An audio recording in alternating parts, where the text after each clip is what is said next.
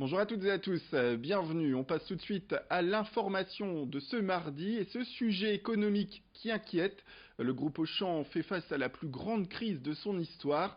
21 sites en France sont menacés, soit 723 emplois qui risquent d'être supprimés. Entre réunions de crise, Auchan recherche un repreneur pour ces sites. Une tâche pourtant difficile car les syndicats l'affirment, ces sites sont dans le rouge financièrement. Pour afficher leur inquiétude, jeudi, une manifestation tenue par la CGT s'est tenue devant le siège social de Auchan à Croix. Une soixantaine de salariés sont venus critiquer le plan de sauvegarde des emplois mis en place. Une assemblée générale des syndicats doit se tenir en tout cas à Perpignan prochainement. La prochaine négociation avec les dirigeants aura lieu le 18 juin prochain. Tout de suite on écoute Arnaud Bachelard, délégué syndical central CGT Auchan France Exploitation.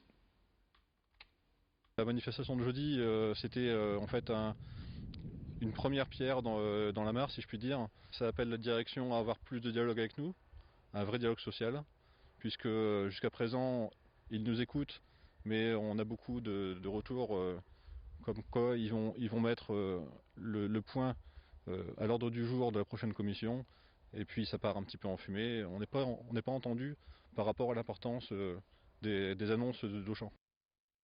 Arnaud Bachelard, le délégué syndical qui revient également sur le plan de sauvegarde des emplois. Auchan a décidé de faire son PSE parce que les actionnaires ne gagnent pas assez d'argent. Clairement, c'est pas un groupe qui est en difficulté. Il faut rappeler quand même que les actionnaires ont gagné 313 millions d'euros sur l'année 2018.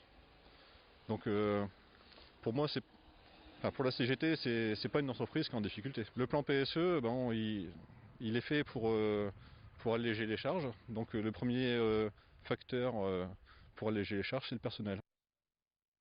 Autre titre, à partir de la rentrée, des engins de déplacement personnel motorisés seront soumis au code de la route et leur utilisation soumise à une nouvelle réglementation adaptée sur celle des cyclistes. Et en parlant d'engins de déplacement, on parle bien sûr des trottinettes, car pour le moment, ces moyens de transport n'appartiennent à aucune catégorie du code de la route.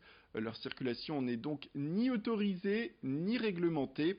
Et pour l'association Prévention routière, ce décret va dans le bon sens, mais elle estime que des améliorations peuvent être apportées pour assurer pleinement la sécurité des utilisateurs de la route et des piétons. Idil Gunay est allé rencontrer les représentants de cette association. Ça va être assez proche de la réglementation pour les cyclistes, mais avec quelques spécificités. Les engins n'auront pas le droit de rouler à plus de 25 km/h. Ils auront interdiction de rouler sur le trottoir. Ils devront être sur la chaussée, donc sur les pistes cyclables quand il y en a, et quand il n'y en a pas, ils devront rester sur les routes qui sont limitées au maximum à 50 km/h. Ça veut dire que hors agglomération, ils n'ont pas le droit de rouler, si ce n'est sur les voies vertes. Le matériel devra être équipé des mêmes équipements que pour les cyclistes, le vélo, c'est-à-dire les feux avant-arrière, les catadioptres, les éléments réfléchissants aussi devant et derrière et sur le long de la trottinette. Il devra y avoir des freins, un avertisseur sonore aussi, c'est important. Et puis celui qui l'utilise devra avoir en tout cas des équipements, quand il a moins de 12 ans, le casque sera obligatoire. Égard à celles et ceux qui ne prendraient pas ces règles au sérieux, les sanctions devraient tomber également. Là aussi, quelques informations. Si on est pris par exemple à rouler sur le trottoir, après ce décret, on risque 135 euros d'amende, une amende de catégorie de classe 4. Si on dépasse les 25 km/h, là on risque jusqu'à 1500 euros d'amende, donc c'est bon, une infraction de classe 5. Et puis si on n'a pas par exemple les équipements obligatoires sur son engin ou soi-même, on risque une amende de classe 2 qui est équivalente à 35 euros. L'idée, c'est de respecter ce code pour la sécurité de tous les usagers. En fait, quand on est dans ces engins-là, le principe, c'est le partage de la voirie. Et si, par exemple, on interdit la circulation sur le trottoir, l'intérêt, c'est de protéger les usagers vulnérables, les piétons, les personnes âgées, les enfants, les personnes à mobilité réduite. Donc ça, c'est pas que coercitif, c'est un vrai intérêt pour la sécurité routière.